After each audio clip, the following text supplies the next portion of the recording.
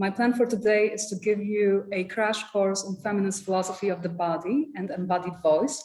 And I'd like to show you how I see those philosophical categories as tools that can be used to discuss and analyze pretty much anything, but in this case, how they can be used to the analysis of reproductive rights protests in Poland.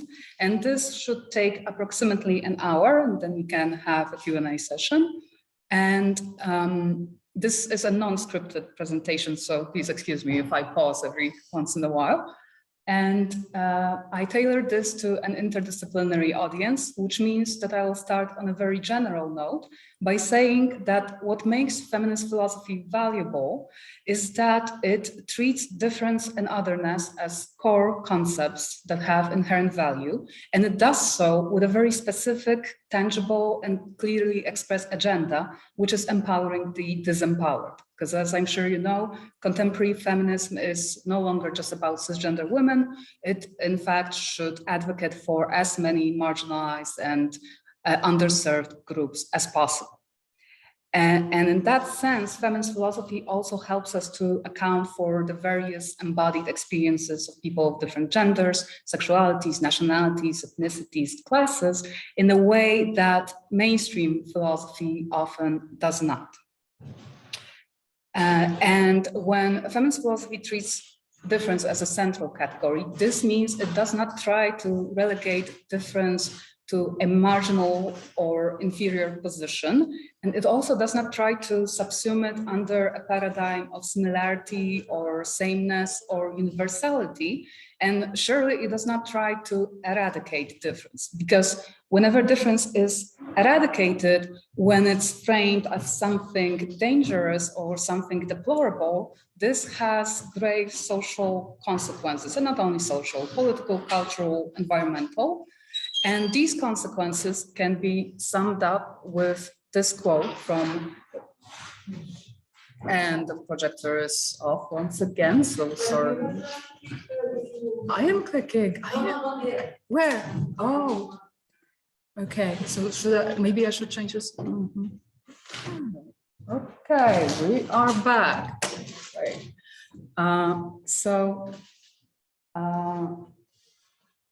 This can be summarized with the quote from Rosie Braidotti in her 2013 book, The Posthuman, in which Braidotti writes, and I quote, "Insofar as difference spells inferiority, it acquires both essentialist and lethal connotations for people who get branded as others.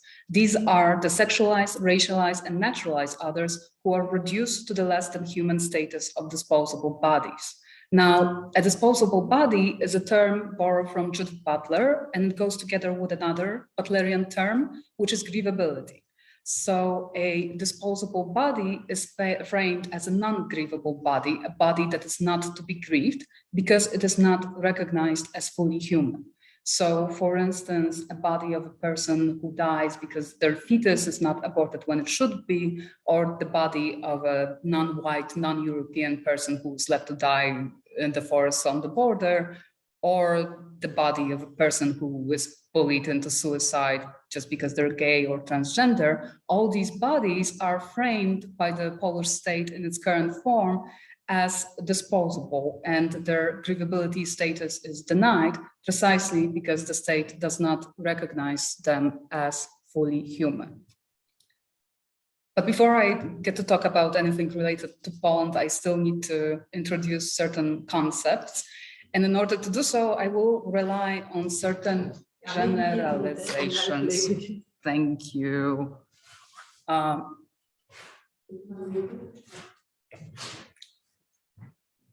And one generalization that I already made is using the term feminist philosophy as it were a monolith. While it's important to remember that it's of course a vast and diverse field with a lot of different intellectual traditions and methodological approaches, and a lot of internal tensions. And I will acknowledge some of these tensions today, but I already speak from a point where I'm mitigating those tensions. So this is one thing to keep in mind. And the second generalization starts right now as I proceed to say that what many feminist approaches to embodiment seem to have in common is the thesis that both body and embodied voice have been missing from mainstream Western philosophy. And the reason why they were missing is that both body and voice were not deemed as equally virtuous, rational, and simply interesting as the mind and its meaningful speech that reflects the thought that is produced by the mind.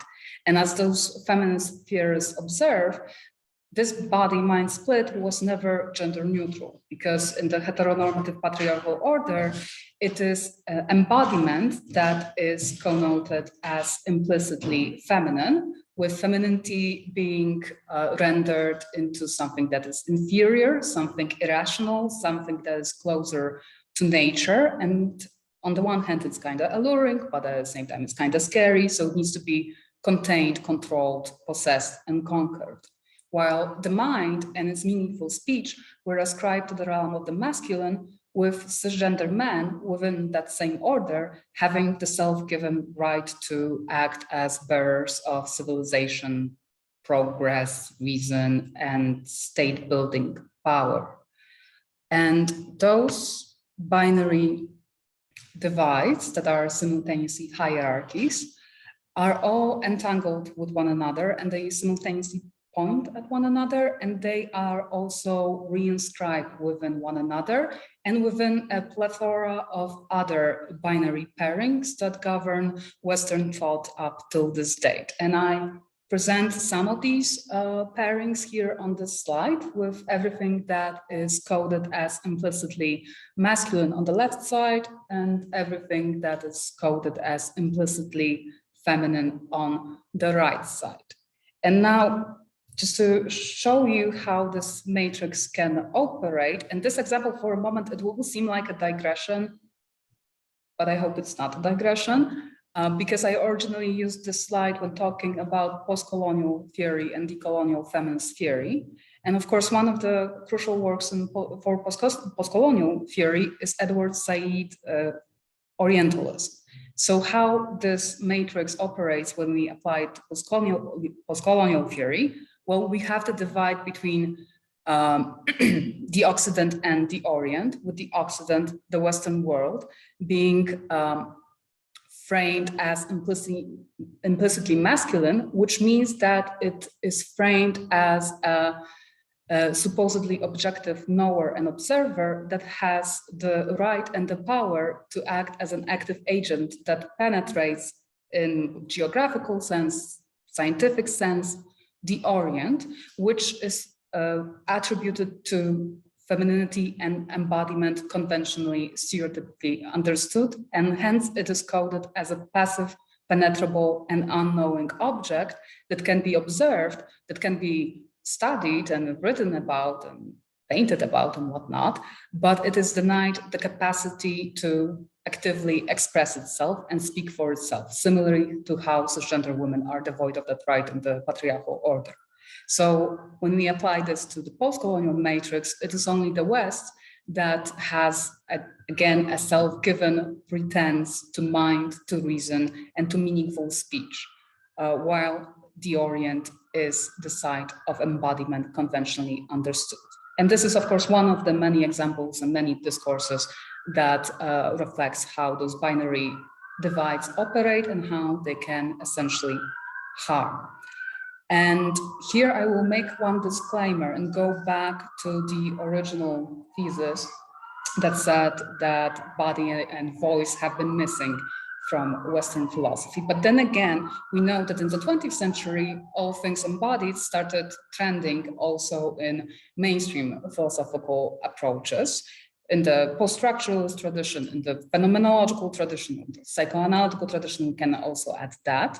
But here another problem emerges, which is that those mainstream theories tend to overlook various types of embodiment that are not shared by the authors of these theories. So they tend to overlook cisgender female embodiment, not to mention all other ones.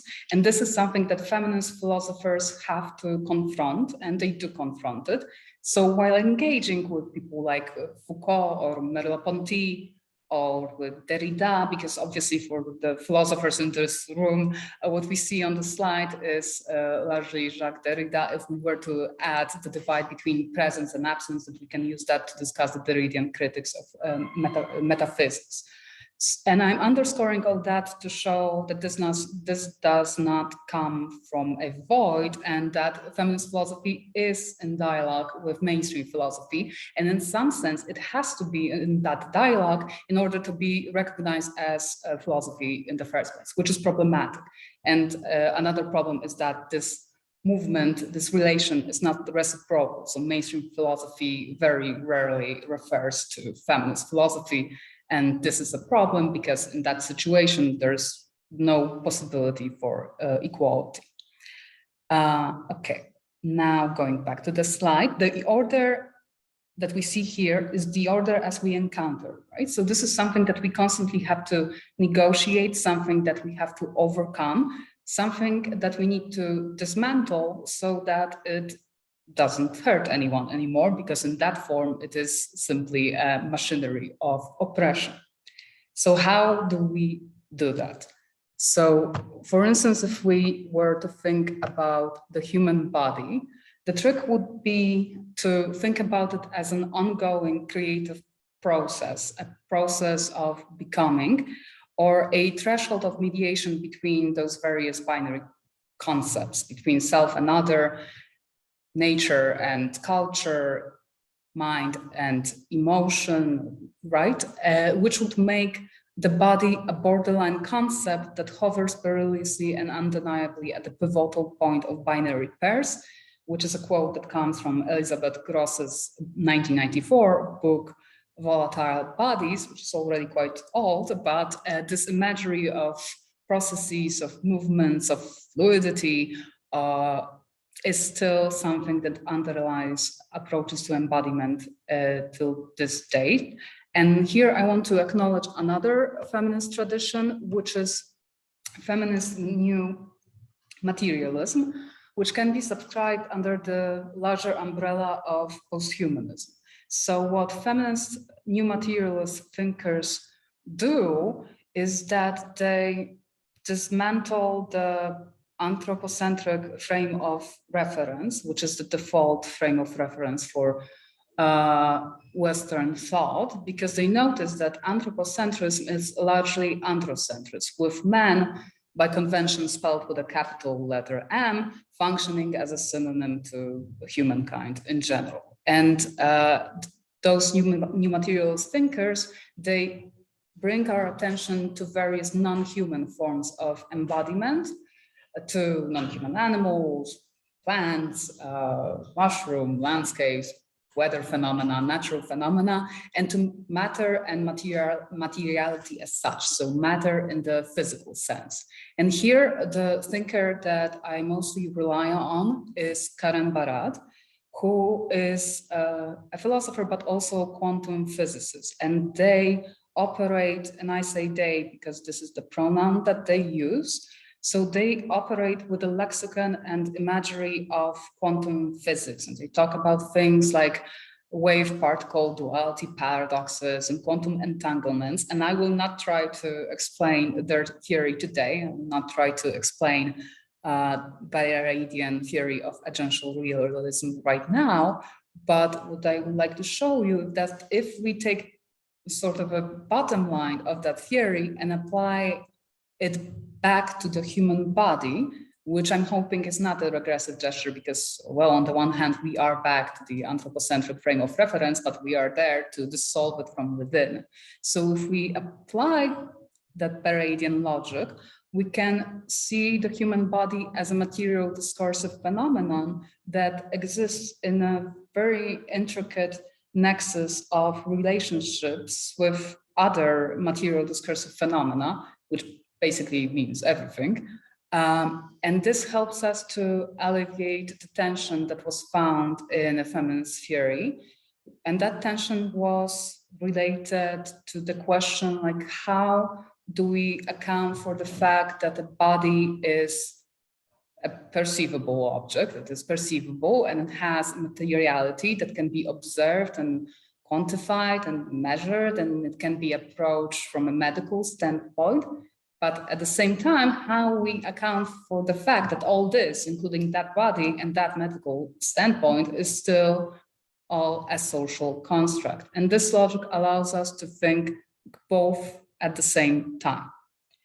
Now, when we go to voice, here my main theoretical inspiration is Adrianna Cavarero, with the caveat being that a lot needs to be done to Adrianna Cavarero's theories in order for them to be more inclusive, because Cavarero operates in the continental tradition of feminist thought, which sometimes is accused of essentialism. So thinkers like Julia Kristeva, Hélène Cixeux, Luce Irigaray, who are often, even though they are different, if we were to inspect them closely, they are still lumped together because they all wrote in French and because they all relied on psychoanalytical theory.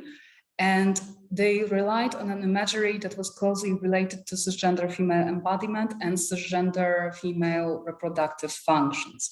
And the critics of those theories were based on the claim that approaching embodiment in that way is binarizing, and it also creates the possibility of interpreting those theories as if they were assuming that there is something like a universal feminine essence that is related to precisely that one type of embodiment.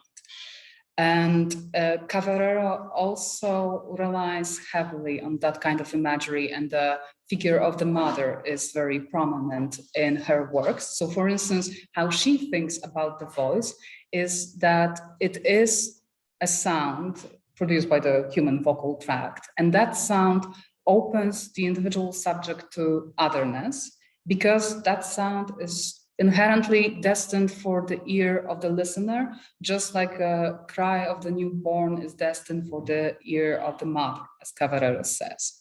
But interestingly, she combines that approach and that tradition of feminist thought with Hannah Arendt's political philosophy. So she immediately adds that that voice, that sound, heralds a human being's entry into the political sphere of speech and action. And this is a subversive gesture because it helps us to blur the division line between the private and the public, or the political, which is simultaneously the divide between masculine and feminine.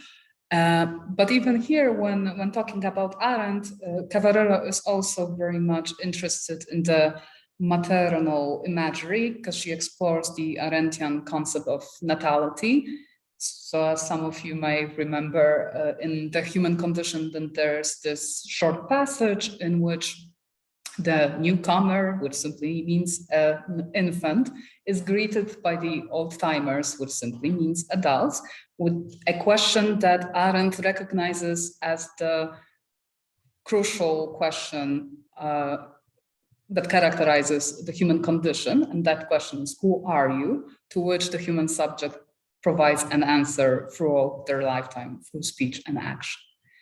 But there is yet another problem with the Cavarerian approach, namely, it does not really account for the more Foucauldian, Butlerian line of reasoning, which would help us to think that similarly to how our bodies are subject to powers that mold those bodies in a sense, or discipline those bodies into certain prescribed roles, similarly, our voices can be molded into sonic molds, and they can be forced to rely on audio codes, and those dominant codes will reinforce the patriarchal, heteronormative, and white supremacist vocal matrix, because the default voice of Western culture is a low-pitched, cisgender, heterosexual, white European voice.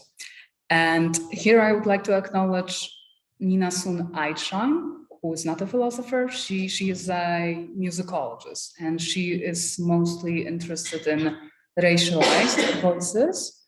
And she writes a lot about the Black voice, with the trick being that there is no such thing as a Black voice. There's only there is only a voice that is racialized as Black, because there is no indexical relationship between the body and that voice for Einstein.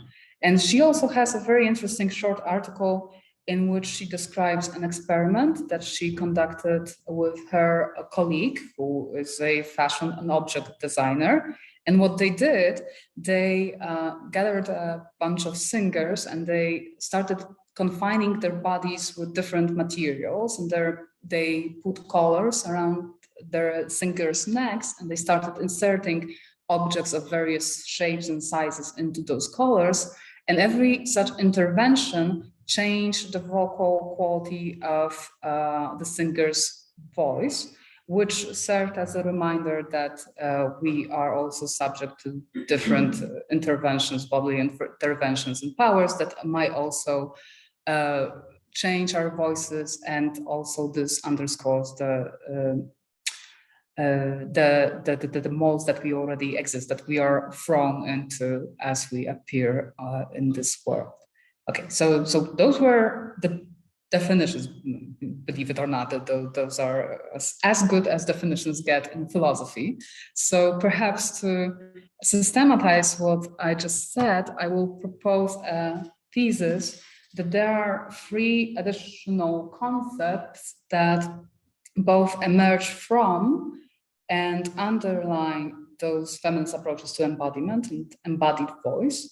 And those concepts are simultaneously critical to feminist modes of resistance. And those concepts are relationality, vulnerability, and inclination. And sometimes I add care as the 4th one, and sometimes I replace inclination with care because apparently I cannot make up my mind. But that doesn't really matter because care is implied in all 3, and all 3 are very closely intertwined. And all 3 come with certain problems that become more apparent when we apply this framework to the subject of reproductive rights. But we will talk about it as we go through those concepts. So relationality, we would define it as a feminist alternative to the more traditional paradigm of subjectivity that was based on self-sufficiency, self-referentiality.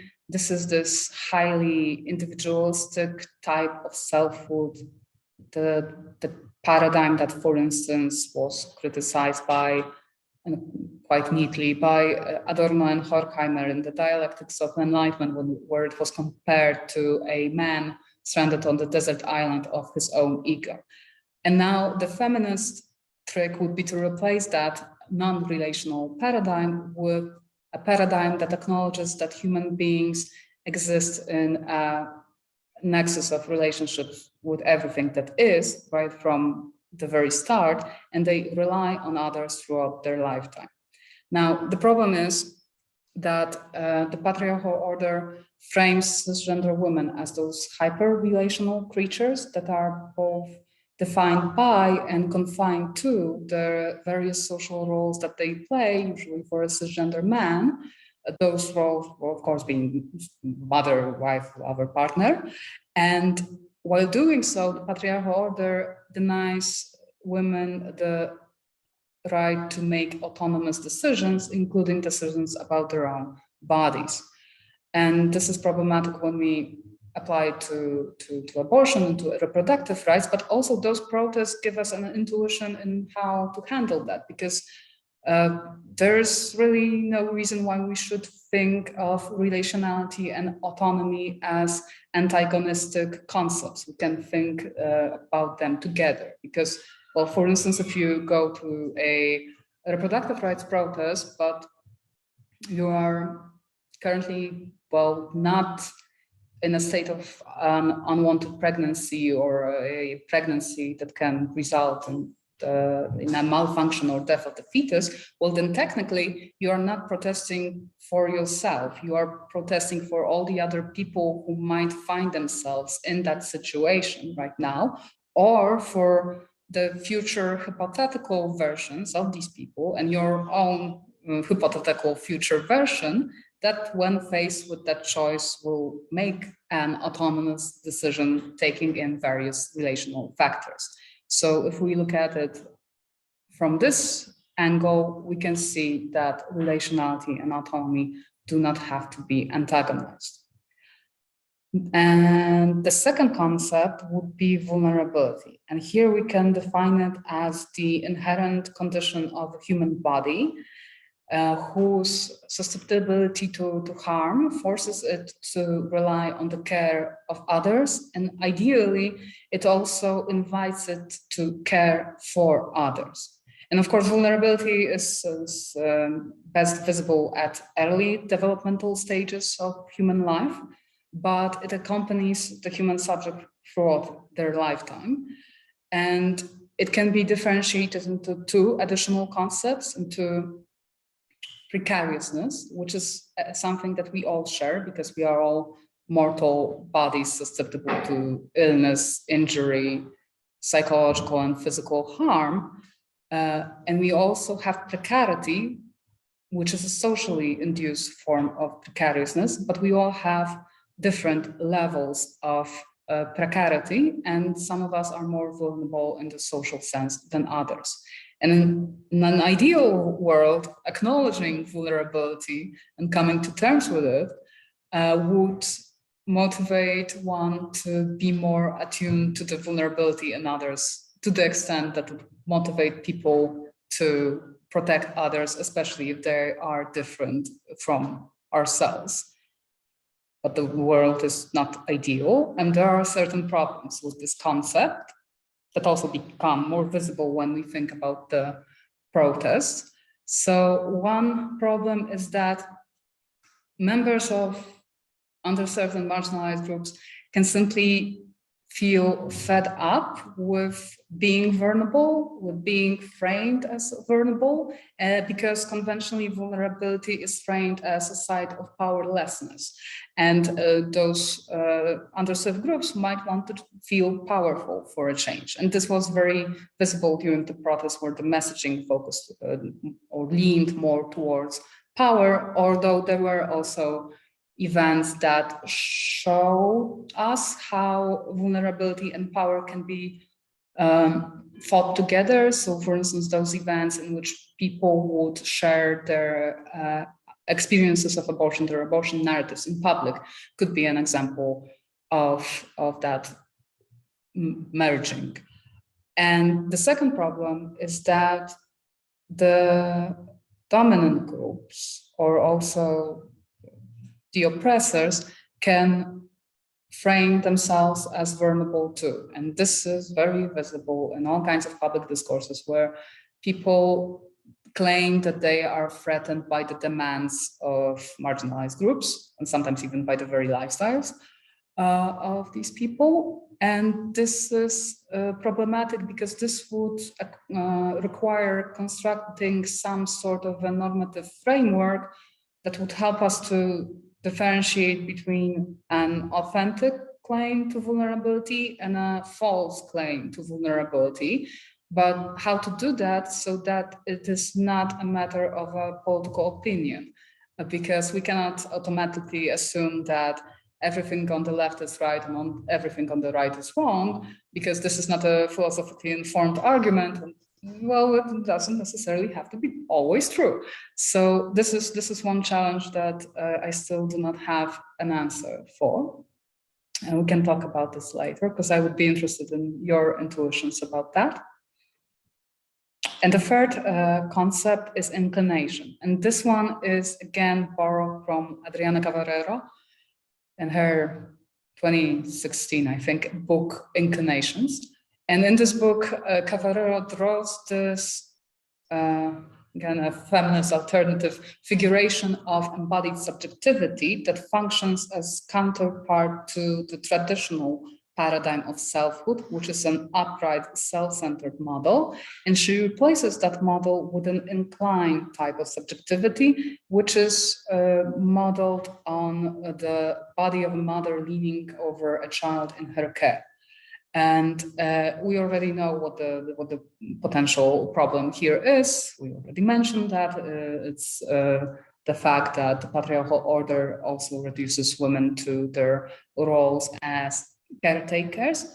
And another problem is that Adriana Cavarero has a certain tendency to antagonize and to rely on very binary concepts. So for instance, in this particular book, she juxtaposes those two models of subjectivity and two different types of cisgender embodiment, so that upright self-centeredness is connoted with first with the upright erect stance of the human body as such, but then also with erection and also with the upright stance of the first person English pronoun I that stands tall over the land and casts its shadows over everything down below, which is this ironic commentary that first appears in Virginia Woolf's The Room of One's Own.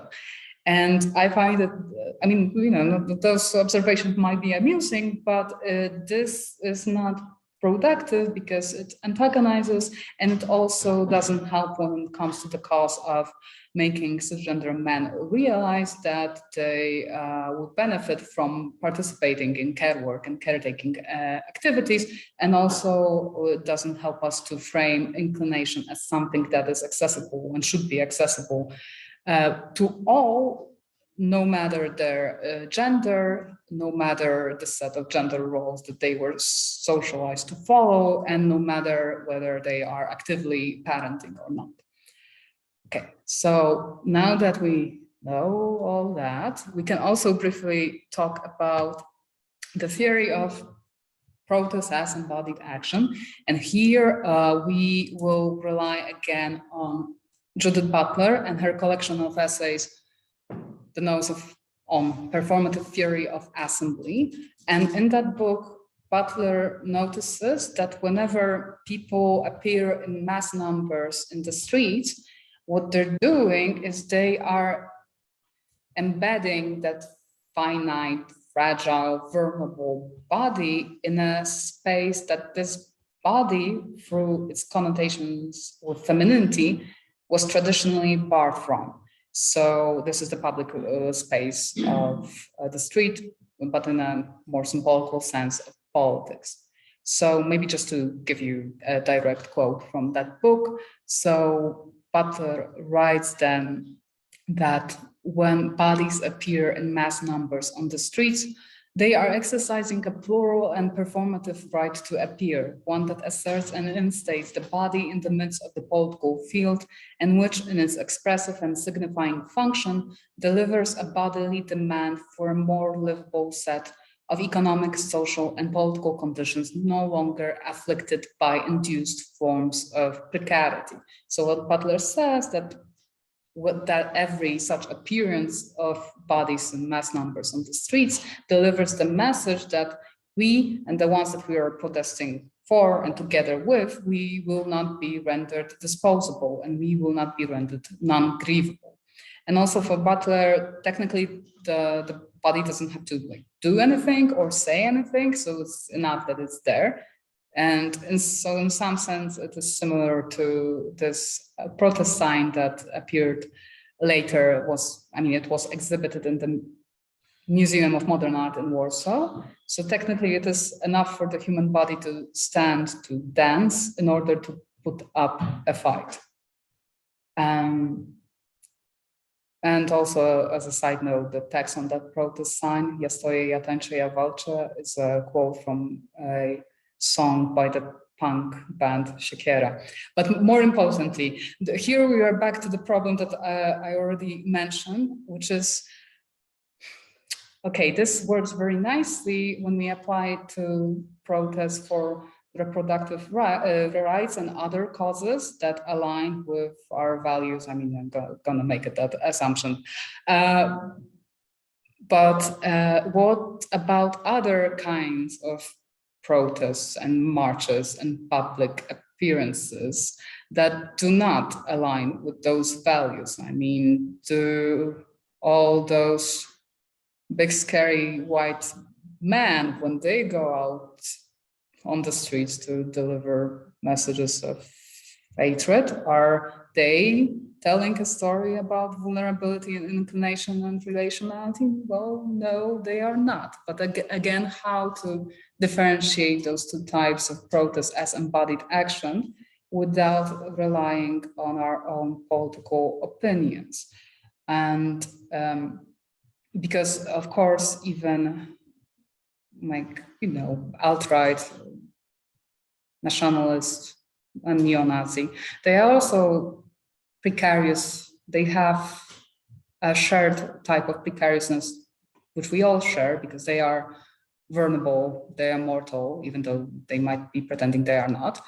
And they might even have some level of precarity because they might come from economically disenfranchised background, or they might not have education, or like, because, well, they weren't provided with an access to education, or they might have some deficiency that prevents them from understanding the world in a more nuanced terms, right? So there are certain problems that remain unresolved here, and also they remain unresolved for Judith Butler, who also touches upon this problem, but does not provide an answer, unfortunately. So this is something that we would have to figure out on our own, and which I would figure out if I had funding for this project, but I don't. Okay, and now on to the second part of this presentation, which is shorter, also because talking about one's own work is kind of cringe, but I will do it anyway. So we wrote a book, we meaning me and Josh Dobro, who's over there, and the book is titled Gender, Voice and Violence in Poland, Women's Protests During the Pandemic, and it's a source book, which is mostly dedicated to translations of transcriptions of various political events related to the protests, so transcripts of same proceedings and same committee meetings, and an occasional interview with the president of Poland. And we start the book with an introductory chapter that traces the timeline of the protest events. And GSSR doctoral student Adrianna Zabrzewska, who is over there, contributed to that chapter. And we conclude that book with a set of commentaries from Polish feminist scholars, including Magdalena Grabowska, Dorota Hall, Elżbieta Korolczuk, Karolina Gilas, who was based in Mexico, and me. And what I did in my commentary, I applied the framework that I just discussed to conduct an analysis of selected sources, and I relied mostly on the transcript of the Committee on Social Policy and Family from October 26th, 2020, which was originally scheduled as a meeting with the current government plenipotentiary for equal rights, who is a law and justice and politician. But that meeting was hijacked by members of the opposition to discuss the events as they were unfolding on the streets. And also the transcript on the Committee on Administration and the Interior from December 9, 2020, so already 2 years ago, was also very revealing. This is a meeting that featured the Minister of Internal Affairs, Mariusz Kamiński, and the Chief of Police, Jarosław Szymczyk, right? And I supplemented that with several other sources. And methodologically speaking, well, please remember that I'm not a social scientist, so I do not do the things that I assume qualitative social scientists do, which is something called coding, I believe, but I'm not sure, which is like, well, putting labels on text and seeing how those labels operate and what other labels emerge. In a sense, perhaps I am also doing something similar, but in less rigid way. And as a philosopher, I am less perhaps methodical about it. But what emerges from that reading of those sources through the lens of the concepts and the definitions that I just presented are certain key observations, and not many of them because it was a very short chapter. And the first observation is that the Polish government and the Polish police frame themselves as forces of reason, while relegating the protesters and their supporters to an irrational embodied force that is overcome with intense emotions, and hence it needs to be contained and controlled by all costs, or maybe not by all, but by many costs, and definitely through police tactics.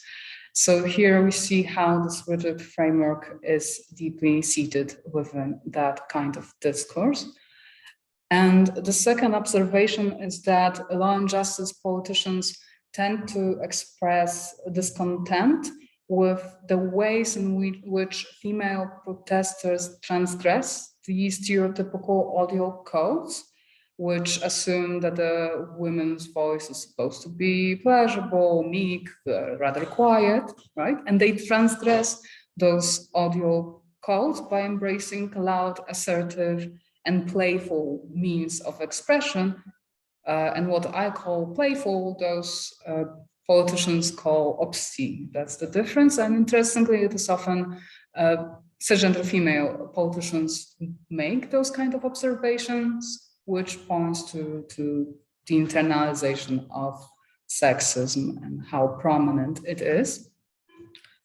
And while bemoaning those voices of the protesters, simultaneously the state ignores the messages and the postulates raised by the protesters by repeatedly underscoring that the cause of the protest doesn't matter because it's not the right time and place to be in the streets, because we are in the middle of, which wave was that? Second wave of the COVID-19 pandemic, which is okay, that's a fair point, but also it functions as an excuse to frame the voices of protesters as a noise that doesn't carry any meaning. So we are back again to that stereotypical matrix. And the last observation that I made in this book, although I thought about recently, I don't know if I would make it today, because there are like more levels of nuance to that argument. But it would seem that law and justice politicians and the chief of police, while again repeatedly saying that they are not denying the democratic rights to protest, it's just not the right time and place.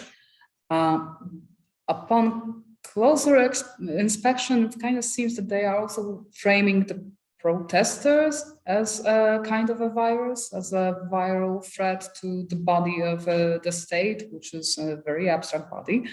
And simultaneously, they are framing the protesters as a threat to the bodies of citizens who do not support the protest.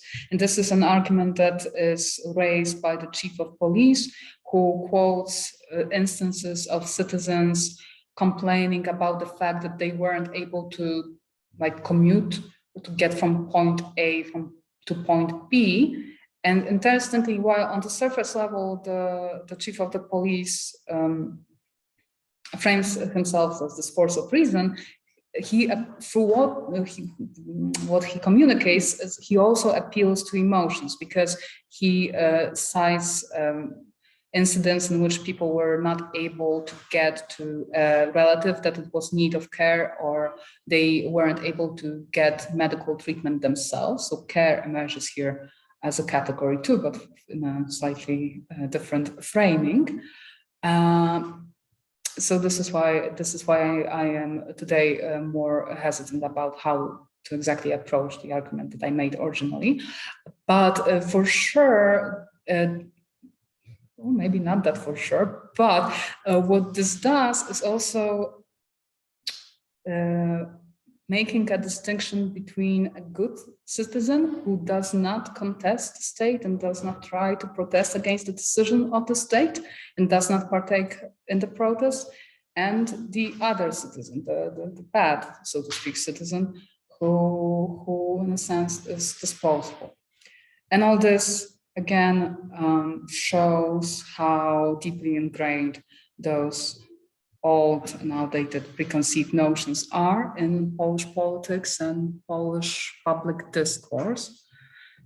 And I like to end on a more pragmatic note. So like, what can we do about all this? And I actually used that slide for another presentation for another edited book on gender quotas 2 years ago, and I will probably still be able to use that slide 2 years from now. I'm just hoping I won't have to use it in 20 years from now, but there's a chance I still will be, because maybe not much will change. So in order to instill social change, what I think would be nice to do, and by nice I actually mean necessary for collective survival, I guess, would be to strategically work towards a stronger and more prominent presence of feminist philosophy in the academia across all disciplines, and to theorize relationality, vulnerability, and inclination as something that can change the way that we think about human subjectivity and political agency and politics as such. And we should also demand changes in the academia that would ensure a more equal representation in faculty ratios, in scientific councils, academic conferences, but also in how the syllabi of courses are constructed, so that the presence of representatives of underserved and marginalized groups is normalized. And we should offer mentoring mentoring to female scholars, but also scholars representing and students representing other marginalized groups. And basically, I think that the academia should change from the side of competition, rivalry, and a lack of work-life balance into a side of care and compassion that would rely more heavily on positive reinforcement and foster the conditions for growth on both individual and collective level. And of course, this feminist educational project should start way earlier on earlier levels of education. But as we know, this is not going to happen anytime soon, and it will be difficult to pull off. But this is where digital activism comes into play. And this is something that was also demonstrated by those protests, like those digital outlets were able to mobilize a lot of young people, and they also show how academic discourses and knowledge about feminist theory, gender studies, queer theory, critical race theory, and what else is there, postcolonial theory, can be popularized and distributed through social media channels. And yes, and protests still remain a form of instilling change, and the change might come slow because it might be discouraging that the protest events did not result in the ruling of the Constitutional Tribunal getting revoked, but there still is some progress in the sense that now we have a greater awareness on, for instance, how to do a pharmacological abortion at home and how to do it safely, or to seek help. And also, for instance, we gained better awareness that it's not only cisgender women who might be in need of abortion. We also saw how closely the women's movement and the LGBTQ+ movement are interconnected, and how they fuel other causes and other protests. And this is something that I believe Magda Grabowska will talk about next week from a sociological and activist standpoint. So I will end by saying that without feminist education, research, and activism, we are all doomed. Thank you. Thank you.